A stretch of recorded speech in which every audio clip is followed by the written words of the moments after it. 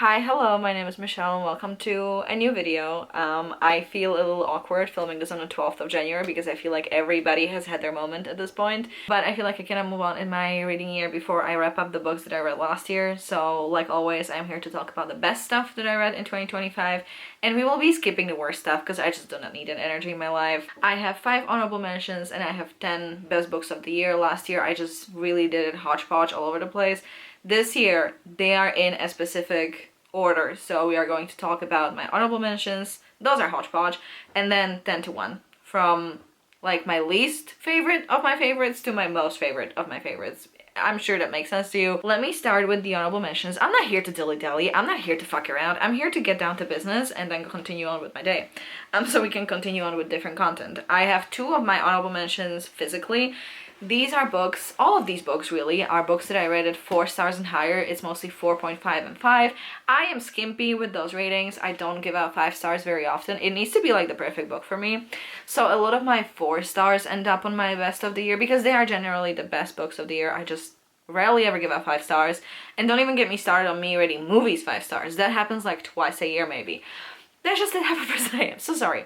My honorable mentions are in specific categories, I guess you could say. I have 3 things in ebooks, so I'll just pop up a picture. And then I have these 2. Let me maybe start with the ebooks so that you can then look at the physical books. For the honorable mentions, I'm referencing my little list, so sorry I'm not looking you in the eye. I have a romance, I have a horror book, then I have a literary queer type of book, then I have a literary fiction and a short story collection. Especially the romance and the short story collection I am highlighting because they are not something that I would normally put on like a best of the year list, but both of these books just really did something to my brain chemistry this year. The romance in question is First Time Caller by B.K. Borison, which I didn't think I would be putting on this list when I started, because when I opened it on my little e-reader, I was like, when is it ever that serious? Because that book is over 400 pages and I genuinely spent 5 minutes complaining and whining about how a romance book should not be that long. And then I went on to eat up every single freaking word of that book, and I would have eaten up 400 pages more. This is about a single mom who is a car mechanic, which how cool is she? Oh my god, instant crush.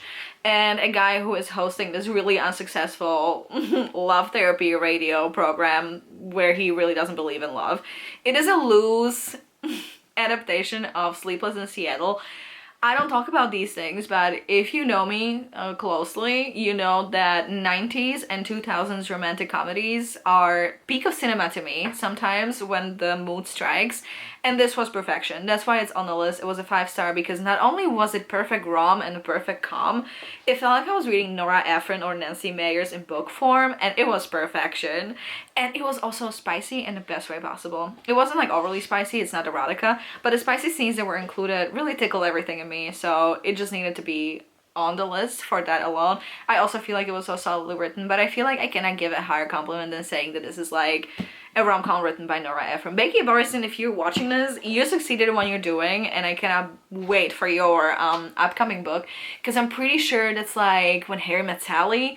I think, at least that's my estimation, and if she does You've Got Mail, I am going to be a puddle on the floor. I need it in my life right now. The story collection that I want to talk about is actually an audiobook, which is even weirder for me. I don't think I've ever put an audiobook on a best of the year list.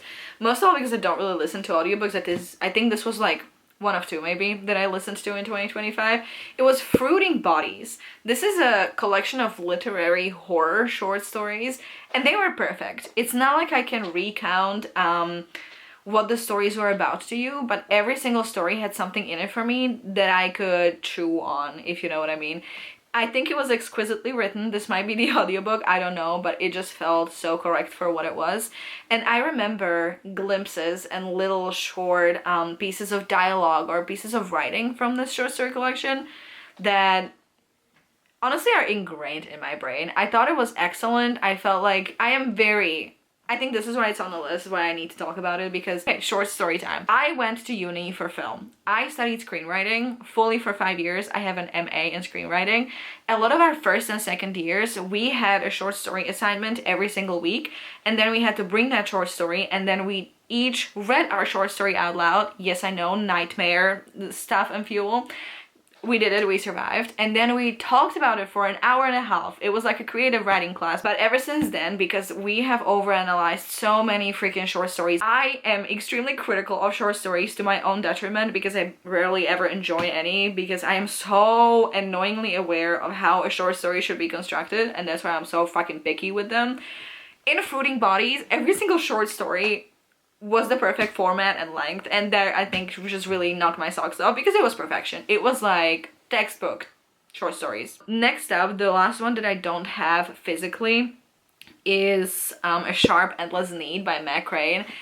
I need to set the scene for you. You are in Greece on vacation with your partner, and you are looking for a book to read together, and you settle on A Sharp Endless Need, a literary fiction book that is about a basketball team, girls basketball team, and about the infatuation of two girls on this team, and how their love for basketball reflects their love for one another, and their physical with their psychological.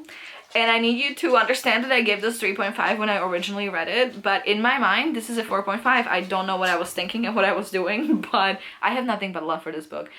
Meg Crane is an incredible writer. I cannot wait to read their other stuff. They have another short story collection coming out this year, so maybe I will check that one out. Maybe that will be on the list next year.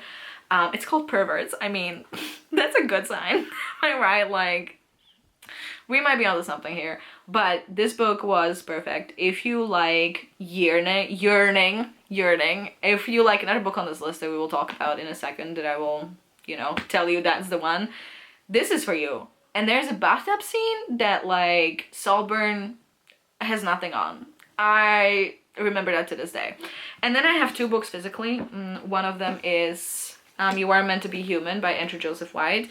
This is Andrew Joseph White's first adult book, and it was perfect. This is not for everybody, I think.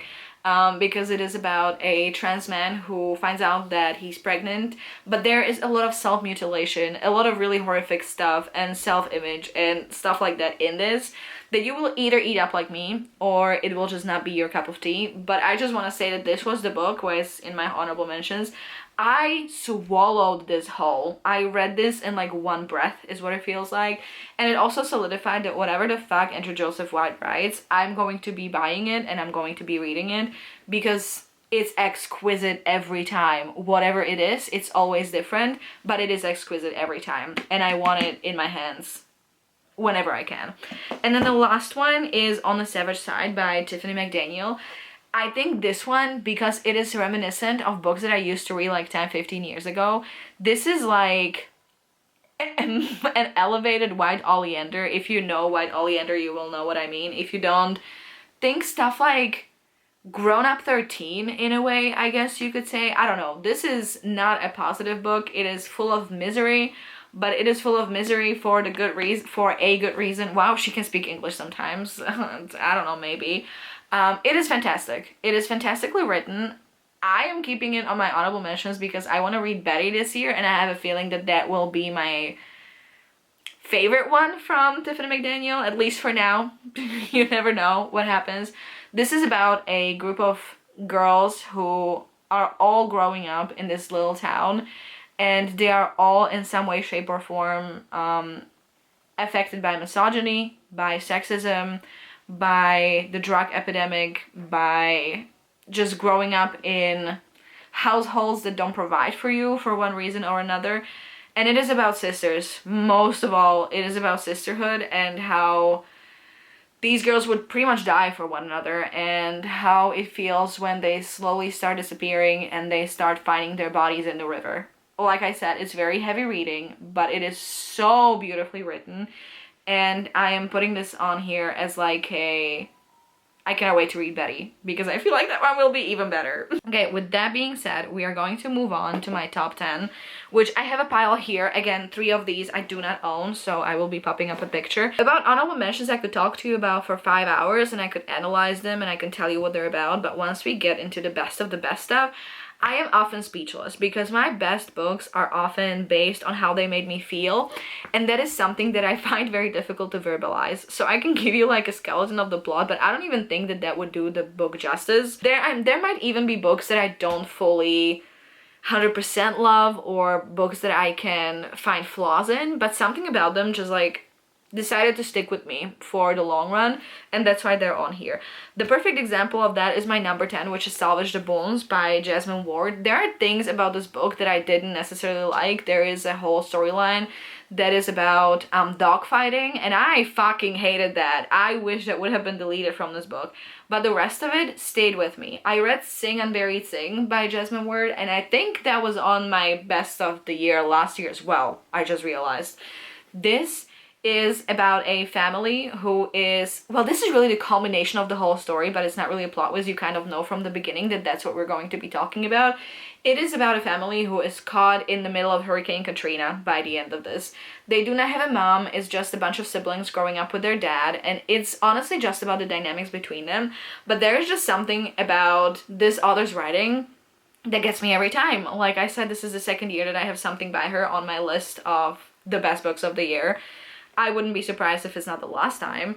I know that she has a nonfiction coming out this year, I think. That's not my... I don't think I'm gonna be reading that, but I would be very interested in picking up more fiction from her, because that's primarily what I want to read from her, because she just really wows me every time. This book, especially the last 50 or so pages, I still remember so vividly. Again, set the scene, I read this on vacation in Greece. Maybe I just was having a really good time not doing anything. I don't know. I loved what this had to say about family, and again, I was so tense even though I knew what was going to happen.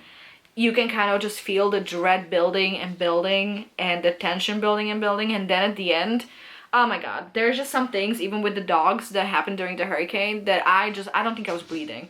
And I still think about this book every once in a while. I think that could be said about every single one of these. Next up, I have my best sequel of the year, I guess. And that is Ruin by John Gwynne. I read the whole, what is it called? Faithful and the Fallen series. Oh my god, I'm just here for the vibes. Okay, that's my excuse every time. This is the third book in the series. I liked Malice, that's the first book. I didn't like Valor, the second book. Then I slapped a 5-star on this bitch, and then I didn't much love Wrath. I don't know, it was a whole journey with me. But this one was such a riveting ride. This is a high fantasy series, which I'm sure you've heard about, because there was also a read-along going for the series throughout the year. It is about a world that is very stereotypical in terms of high fantasy. There is a boy who is supposed to be the bright star, who's supposed to save the world from all the evil in it, and then there's obviously the opposite side of that, and it's all built on a prophecy that foretold this many moons ago. There's also giants. The world where we find ourselves in is after giant wars, so that is definitely an aspect that I don't think I read before I read this book, so I think I also found that very fascinating. But really why this one is on this list is it was just so full of turns and twists and deaths and things happening that it actually made for an emotional whirlwind for me, and I loved the last 150 pages. I was like, this book is not breathing and it's not letting me breathe, and I think that's why it's here, because it made for an incredible reading experience for me. Probably one of my favorite reading experiences of the year, which cannot be said about book number 8, which is Biography of X. Oh my god, she segues like a TV host, right? Not really, let's be honest here. This was not a good reading experience per se. Biography of X is about a woman writing a nonfiction about her late wife, and it is genuinely written like a dense nonfiction book. So it's not like I was riveted or like I had an easy time reading this, but the way that Catherine Lacey was like, and I'm going to pull this off, and I'm going to never let the voice go, and I'm sure she struggled writing this as much as I struggled reading it, but the fact is that she built such an incredible world that is very much like our world, with a little bit of diversion here and there, where it almost reads dystopian, but you can also see how this could completely be our world. I know that some people find it cringy. She includes real-life people, sculptors, artists, musicians, and mixes in her made-up people. And I know that some people find it cringy. I liked it. It made it feel even more real. But this is a craft 5. I just applaud the way that this was constructed. I applaud the way that Catherine Lacey really just did that for the entirety of this book and never let it go once. There's even fake pictures that like add to the story. It genuinely reads like a non-fiction biography of somebody. and of somebody that was not necessarily a good person, which that's even more interesting to me, that I struggled through almost 400 pages of this, even though you're reading about somebody you would pretty much consider a villain in a traditional formatted novel. And I just respect the craft in this book way too much to not include it. Something that combined both things, so it was both incredibly crafted and incredibly told, is The Reformatory by Tananarive Due. This was my first full-length Tananarive Due. I had read some short stories from her before, and every time I liked them just fine, but every time I said, I want to read something full-length from her, and I was so totally right. If you don't know, there was a school for boys that was called the Dozier School for Boys. About a decade ago, I went to a exhibition of photographs that went back to the property and photographed the surroundings, the environment, and there were also some students, well, students I say very loosely, who went back and also were photographed around the school for boys. It was technically a reformatory, but it was mostly just a bunch of torture chambers. If you've read The Nickel Boys, that is based on the same school by Colson Whitehead, or if you've seen the film. It is absolutely horrendous what happened there, especially to boys of color, black boys, Latino boys, you name it. It was crime upon crime, and the amount of unmarked graves that were found around this so-called school honestly keeps me up at night. The exhibition stayed with me. Nickel Boys is one of my favorite books of all time, and this was fantastic as well, but for, I think, different reasons than The Nickel Boys, because this is at its core a horror novel. Nickel Boys is literally historical fiction, so it reads differently and it feels like a completely different story.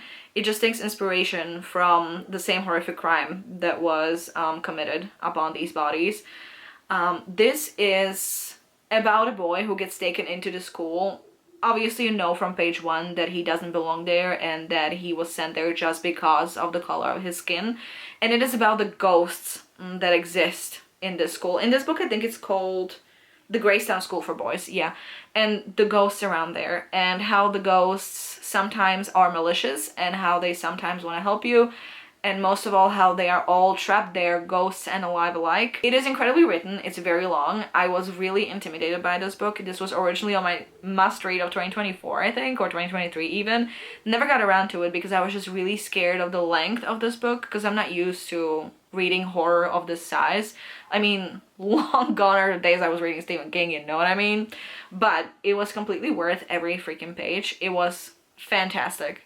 It was incredible. The story has the perfect beats for what it wants to tell. It has the perfect characters that are developed in just the right way, because every single character that you follow here is developed enough for you to believe that they're a real person within the story, but also within the world.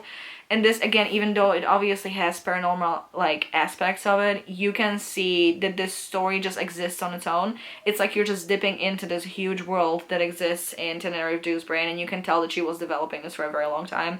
It is a masterpiece, I think, in my opinion.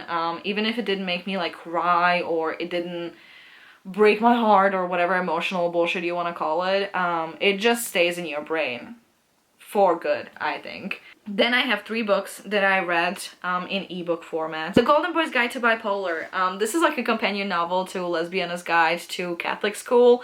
I'm not going to talk about it too much. I don't really read YA on this channel much anymore, but I think there is just so much magic in YA forever and always.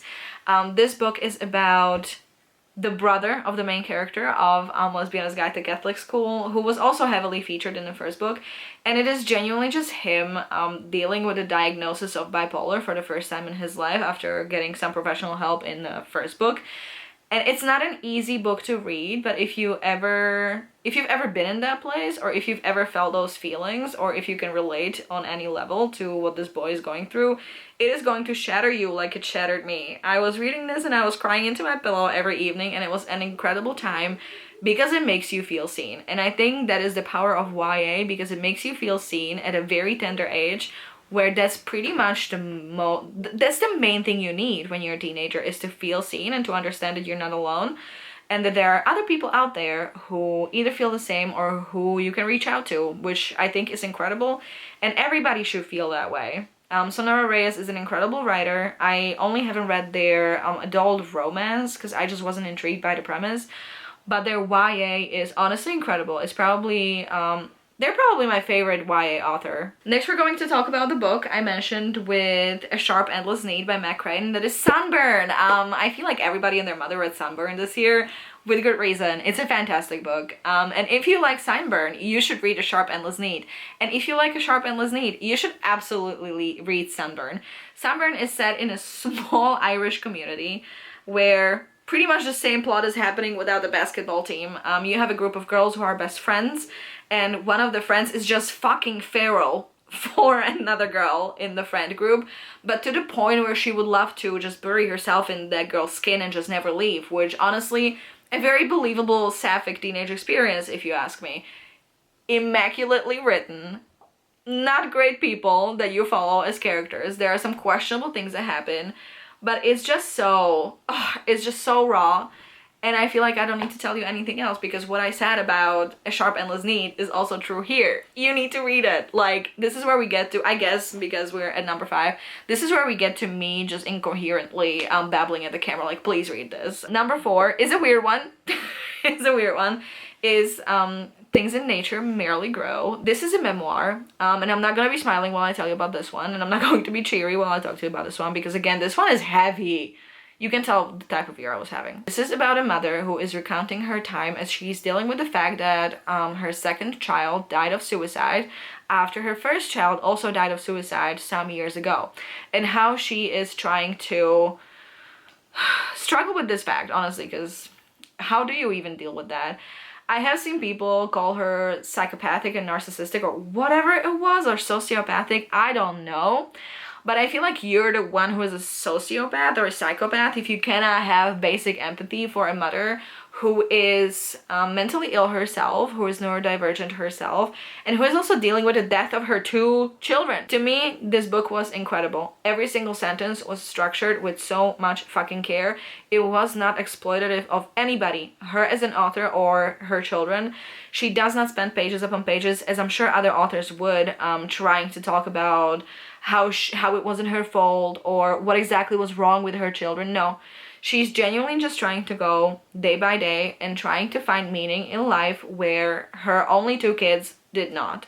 And that is difficult to read, but it's also, I'm sure, difficult to write, and yet the author found ways to segue, to mix personal with just beautiful essay-like passages, and I thought it was incredible. If you're looking for heavy-hitting nonfiction, this one is incredible. I really liked it. I thought it was fantastic. We are getting to my top 3, which I own physically, and I'm not going to be able to talk to you about these in a normal way. I'm so sorry in advance. Number 3, we have Martyr by Kaveh Akbar. What do I even, listen, I'm going to tell you something crazy. I knew that this was going to be one of my favorite books of the year when we had a dream sequence where the main character's dead mom was on a plane talking to Lisa Simpson. I know that sounds ridiculous, but that's when I knew. That's when I knew that this was it. It's also about the main character also kind of struggling to find meaning in life. The main character has a good few conversations with an artist who is doing kind of an installation, let's call it, at a museum. She is dying of cancer, and she is spending her last few days that she has, or weeks, talking to strangers at the museum. He goes to see her a good few times, and I'm not going to say any more of that. It's funny, it's tragic. I don't know how that works. I don't even like funny books, but this made me giggle a few times. And as you can see, I do have a couple tabbies over here. I'm just gonna read you one sentence which I think encapsulates the book in a perfect way. Actually, I cannot believe that I opened it to it randomly. All he could think was, inside my heart is a little man with a broken heart. That's all. I have nothing else to say. About my number 2, I'm also not going to say much because I have a whole like half-an-hour vlog just talking about this book endlessly, and that's The Buffalo Hunter by Stephen Graham Jones. Utter perfection in its genre, but also just in fiction writing, in my opinion. I will link the vlog here. I think you should check it out, and I think you should check the book out. I genuinely think that this is another masterpiece. My favorite Stephen Graham Jones, together with My Heart is a Chainsaw and The Only Good Indians. But I think this is my favorite. I just cannot stop thinking about this. I think it's such a feat. And I think Stephen Graham Jones is so fucking smart. I cannot get over it. Watch the vlog, read the book. I talked about this book in a vlog as well, so technically I don't need to talk to you about it much. But it is a book that owns my heart, and it is The Emperor of Gladness by Ocean Vuong. I've also seen people not like this book and give it like 2 stars or 1 star and say that it's like not for them, and I'm like, couldn't be me. This book was perfection from the first fucking page, or I guess second page is the first time that I highlighted something like this. And I don't even...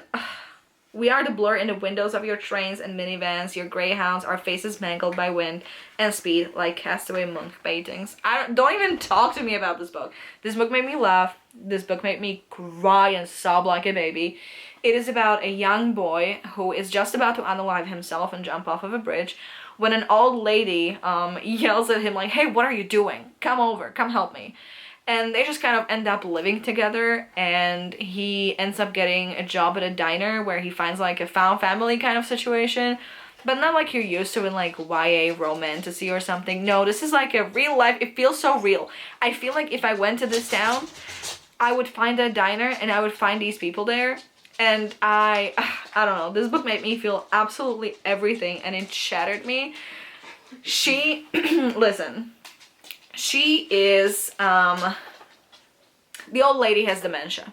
She cannot remember his name. She is just learning what it means when somebody is gay.